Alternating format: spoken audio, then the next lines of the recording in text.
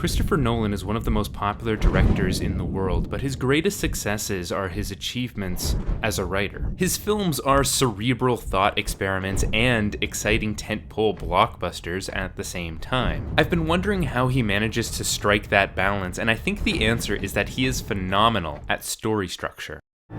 Last year, Batman v Superman attempted to pull off that balance as well, but its main flaw is that it has no structure. If you were bored during the movie, it's because the story doesn't build from scene to scene. At the same time, it's clear that the movie wants to trade in big ideas, but it seems fine with just injecting them into the movie in the form of TV debates usually, instead of actually developing those ideas. There is no connection between the alleged themes of the movie and the actions that the characters take. Let's keep that in mind while we look at a movie that I think has pitch-perfect act structure. Batman Begins.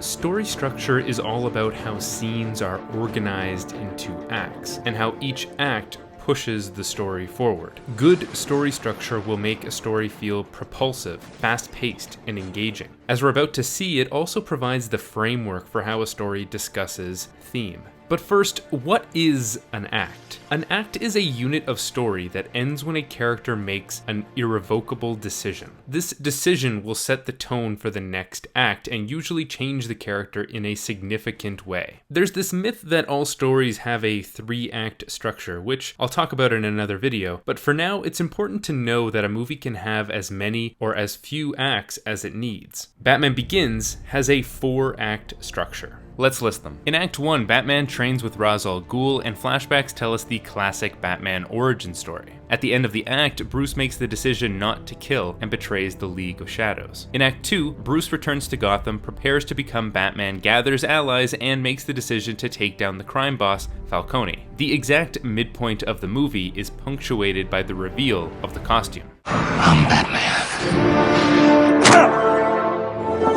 In Act 3, he investigates the whole water vaporizing device and has a couple of run-ins with the Scarecrow. He risks getting caught to save the love of his life. And in the final act, Bruce learns that Liam Neeson is Ra's, once again refuses to join him, and yada yada yada, explosion.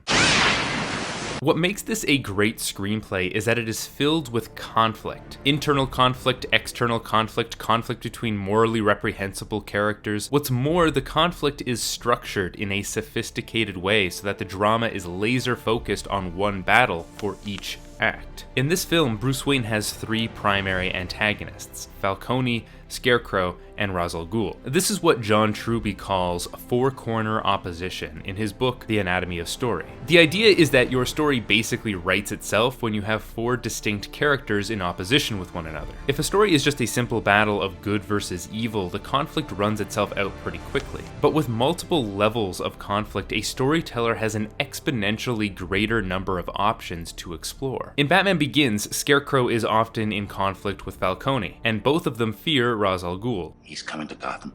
Yes, he is.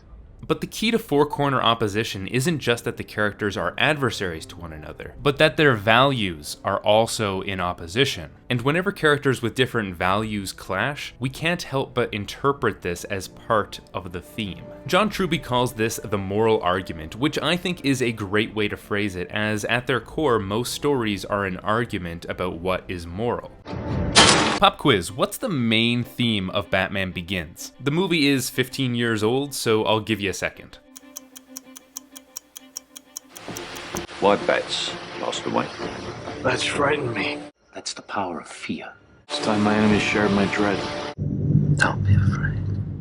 Yeah, it's fear. But it's not just that people talk about fear all the time in the way that the characters of Batman v Superman vaguely talk about power, but that each of our 4 characters has their own highly specific take on the subject. They have different motivations for using fear, and they use it against different targets. When designing a story, getting to this point and contrasting the characters in this way is a huge milestone because you have built-in reasons to create conflict between the characters. All of them have at least one reason to oppose all the others. But the real genius of the screenplay is that it uses this intricate moral argument as the fuel for each act in the story. By that I mean every act is is about one of these 4 areas on the chart. Act 1 sets up everything that Bruce Wayne believes. In Act 2, he squares off against Falcone, and the message we learn is terrorizing the people of Gotham for personal gain is wrong.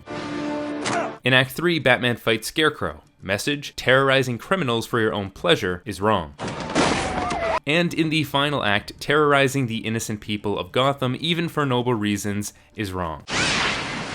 All of this affirms the central thesis of the Batman character, that fear should be used against criminals, but only as a way to prevent future crime. We learn this basically by the process of elimination. His is the only ideology that survives. Now, there is no one right way to structure a movie, but there are principles outlined here that 99 times out of 100 will improve a story. That includes characters making irrevocable decisions that change who they are, and that characters should have contrasting values, not just conflicting goals. When you look at Batman v Superman this way, you'll see why the film feels so meandering. I really can't tell you when one act ends and another begins, but if I had to choose, I'd say Act 1 is 2 hours long and only ends when Superman decides to fight Batman. And Act 3 starts when Batman doesn't kill Superman, but that leaves you with 3 hilariously unbalanced acts in terms of runtime. And while it looks like it might have 4-corner opposition, that's a mirage, since these 3 characters might as well be the same person. They all believe that they are the only one who is morally justified in their use of violence. Their conflict doesn't mean anything because their values are not being contrasted. Batman Begins is probably the most conventional film Christopher Nolan has ever made. All of his movies are intricately structured and incredibly complex, so what I've sketched out here is just the barest bones of his least complicated film. But I think it's useful to look at how a rock-solid story structure can lend weight and nuance to otherwise simple ideas. Batman v Superman might be asking bigger philosophical questions, but Nolan's film actually gives answers.